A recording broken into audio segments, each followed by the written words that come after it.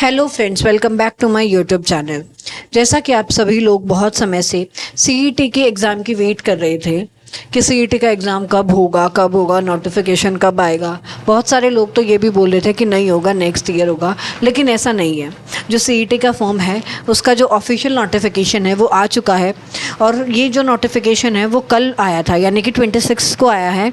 और इसकी जो डेट होगी यानी कि रजिस्ट्रेशन की, वो होगी हमारी 28, यानी कि कल से ये जो है फॉर्म फिल होने स्टार्ट हो जाएंगे। अभी हम इसकी कुछ इंपॉर्टेंट डेट्स के बारे में देख लेते हैं कि कब जो नोटिफिकेशन आया, कब लास्ट डेट होगी, क्या कुछ इसका क्राइटेरिया रहेगा।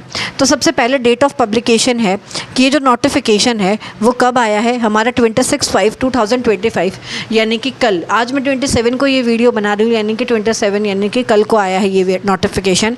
और इसकी जो रजिस्ट्रेशन है वो हमारे 28 से स्टार्ट हो जाएंगे, ठीक है, यानी कि कल से स्टार्ट हो जाएंगे। और इसकी जो फॉर्म की क्लोजिंग डेट रहेगी वो रहेगी 12, यानी कि 12 जून। क्या है, 6 मतलब जून, ठीक है। तो मैं यहाँ आप लोगों को बता दूँ कि आप लोगों को अप्रॉक्सीमेटली जो है वो 15 डेज़ का टाइम मिल रहा है फॉर्म फिल करने के लिए। तो बेटर है अपने फॉर्म जो है वो जल्दी फिल कर ले, ताकि लास्ट टाइम पे कोई साइट का इशू या जो भी खामखा के जो टेक्निकल इश्यूज़ हैं वो ना हो। जो क्लोजिंग डेट रहेगी वो डेट के फ़ीस के साथ, ठीक है, वो रहेगी हमारी 14/6, यानी कि 2 दिन का आपको एक्स्ट्रा टाइम मिल रहा है। अगर कोई बच्चा ऐसा है कि मान लो फॉर्म तो फिल हो गया लेकिन जो फ़ीस है वो डिडक्ट नहीं हो पाई किसी भी टेक्निकल इशू की वजह से, तो उसके लिए 2 दिन एक्स्ट्रा दे रहे हैं ये लोग। 14 को जो है वो रहेगा अप टू 6 PM, ठीक है। इसके बाद important date for BCA, BCB, EWS candidate, यानी कि अगर ऐसे कैंडिडेट जो EWS से या किसी और पर्टिकुलर कैटेगरी से जो है वो फॉर्म फिल कर रहे हैं, तो उनके लिए क्या होगा, उनकी कास्ट का सर्टिफिकेट जो कि हर फॉर्म में ज़रूरी होता है वो रहेगा, लेकिन जो उनका जो सर्टिफिकेट रहेगा वो 1/4/2025 के बाद का होना चाहिए, ठीक है, यानी कि 1/4/2025 के बाद वो अपडेट होना चाहिए, ठीक है। उसके बाद एलिजिबिलिटी क्राइटेरिया की अगर मैं बात करूँ तो renew issue for family member of ESM, यानी कि सर्टिफिकेट इशू होगा, ठीक है।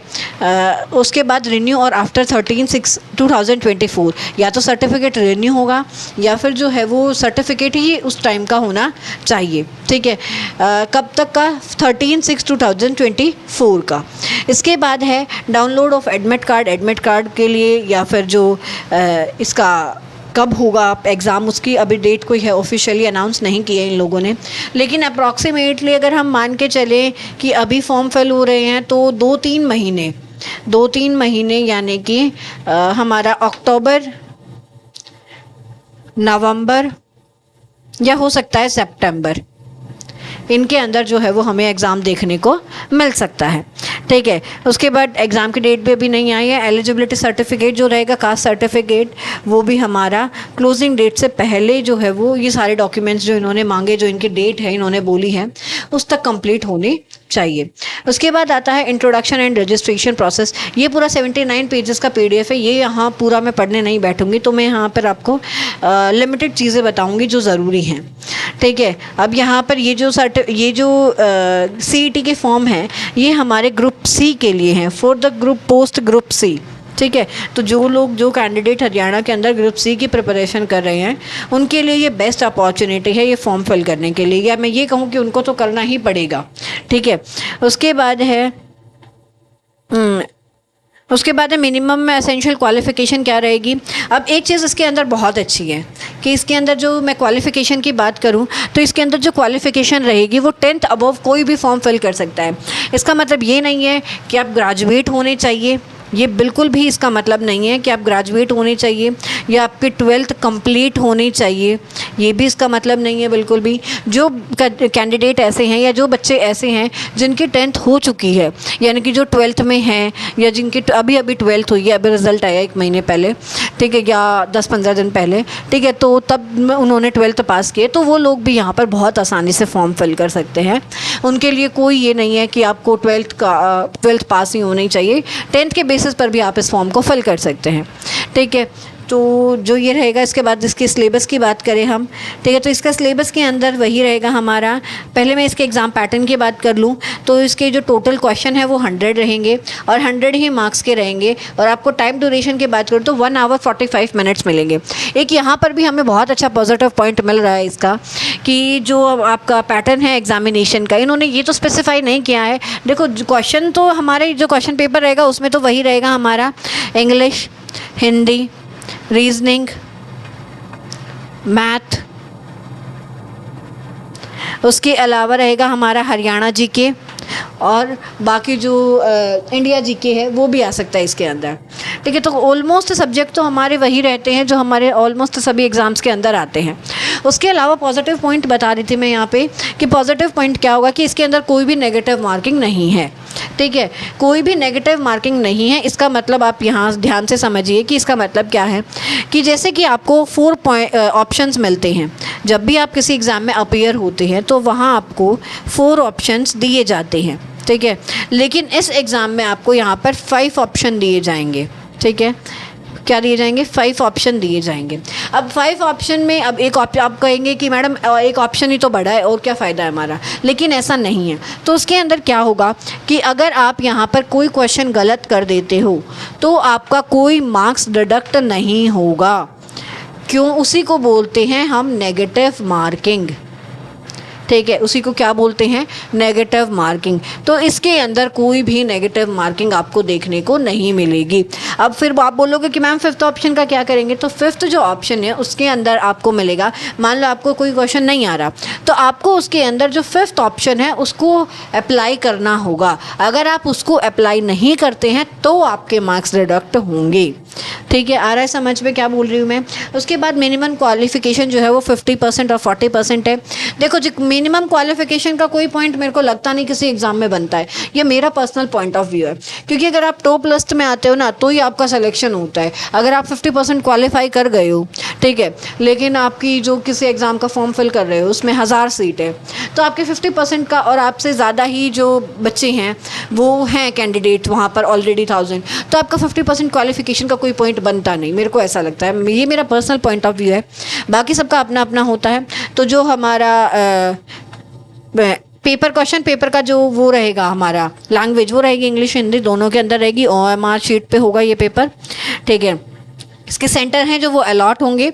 इसके बाद आती है एज क्राइटेरिया की बात। तो एज के अंदर भी हमें यहाँ पे एक बेनिफिट मिल रहा है कि 18 to 42, ठीक है, एज के अंदर जो भी मेल कैंडिडेट या फीमेल कैंडिडेट आता है, कोई भी कैंडिडेट हो चाहे, वो अप्लाई इसके अंदर कर सकता है, ठीक है। लेकिन जो डेट है वो 25 मार्च 2020, सॉरी ये तो कुछ अलग है, ये मैं आपको आगे बता दूंगी जो है, ठीक है। लेकिन यहाँ पर सिर्फ एज का ही मेन क्राइटेरिया है कि 18 to 42 ईयर तक जो है आपकी एज जो है वो कैलकुलेट होगी, यानी कि आप मिनिमम 18 ईयर के होने चाहिए और मैक्सिमम जो है वो 42 ईयर के होने चाहिए। तो कोई भी इसके अंदर फॉर्म फिल कर सकता है, कोई ये नहीं है कि हाँ, बहुत बार लोग बोलते हैं कि हमारी तो 30 से पार एज हो गई तो हम फॉर्म नहीं फिल कर सकते, तो ऐसा नहीं है, ठीक है।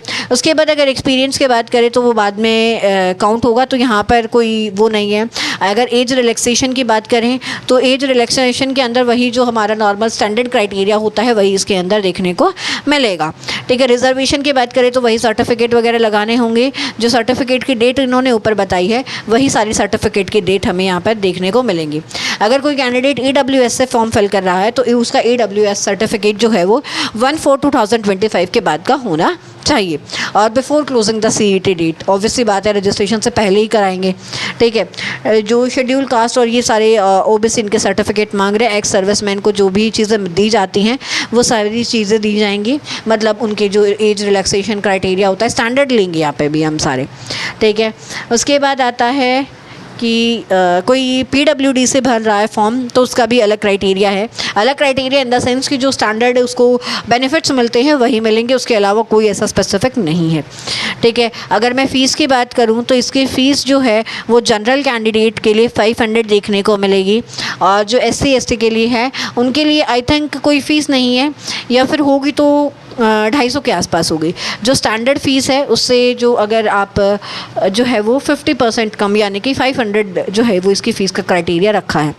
जनरल के लिए क्या क्या डॉक्यूमेंट्स लगेंगे, स्कैन कॉपी रहेगी मैट्रिकुलर सर्टिफिकेट की, फ़ोटोग्राफ रहेंगे, सिग्नेचर रहेंगे, आधार रहेगा, परिवार पहचान पत्र रहेगा। जो हमारा परिवार पहचान पत्र होता है वो हमारा यही होता है, जो आपके कार्ड्स वगैरह बनता है ना, जिसको पीले कार्ड या फिर राशन कार्ड बोलते हैं, वो आता है इसके अंदर। लेकिन यहाँ पे एक ऑप्शनल है कि इफ़ एप्लीकेबल, अगर नहीं एप्लीकेबल है तो छोड़ सकते हैं, ठीक है। बाकी अलग अलग कैंडिडेट के लिए अलग अलग रहेगा, जैसे ओबीसी और ओसी के लिए, ठीक है। ईडब्ल्यूएस के लिए भी अलग रहेगा। उनके लिए क्या अलग रहेगा कि जो स्कैन कॉपी रहेगी सर्टिफिकेट की, फ़ोटो रहेगा, सिग्नेचर, आधार कार्ड, पहचान पत्र, Haryana bonafide residential Haryana certificate रहेगा आपके, आप हरियाणा के रेजिडेंट हैं, ठीक है। वैलिड डॉक्यूमेंट रहेंगे आपके सारे, डिस्चार्ज, क्लोज ऑफ डिस्चार्ज, ठीक है, ये सारे रहेंगे।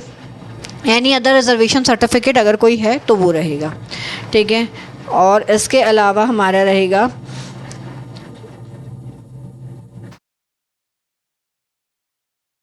और ये तो कुछ है नहीं इतना, हाँ, कि यहाँ पे मैं वीडियो में एक्सप्लेन करूँ इसको, तो आप पढ़ भी सकते हैं, ठीक है। और यहाँ पे इन्होंने कुछ नहीं बताया, यहाँ पे बस इन्होंने ये बताया है कि कौन कौन सी चीज़ें जो है वो एग्ज़ाम के टाइम पे बैन रहेंगी, यानी कि आपको नहीं लेके जानी है एग्ज़ाम के अंदर। फ़ोन हो गया, इलेक्ट्रॉनिक डिवाइसेस हो गए, ये अलाउ नहीं होते हैं, किसी भी एग्ज़ाम में नहीं होते, तो ये नहीं लेके जाने हैं। तो बस यही था इसके अंदर। फ़ीस मैंने बता दी है, इंपॉर्टेंट डेट्स बता दी है, फॉर्म किस तरीके से फ़िल होंगे वो भी एक बार फॉर्म फिल होने के बाद मैं बता दूँगी, ठीक है। इसके अलावा आपका जो मैंने ये बता दिया है, इसके अंदर बेनिफिशियल ये रहेगा, मैं प्रेफर करूँगी, मैं बोलूँ पर्सनली, मेरी ये अपील रहेगी कि अगर आप सच में जेन्युइनली गवर्नमेंट जॉब चाहते हैं तो ये बहुत अच्छी अपॉर्चुनिटी है। अगर आप 11th में भी हैं तो भी आप इस फॉर्म को फिल कर सकते हैं, 12th में है तो भी इस फॉर्म को फिल कर सकते हैं, ठीक है। तो यही है इसके अंदर, और एज सच इसके अंदर कोई एडिशनल इन्फॉर्मेशन नहीं है।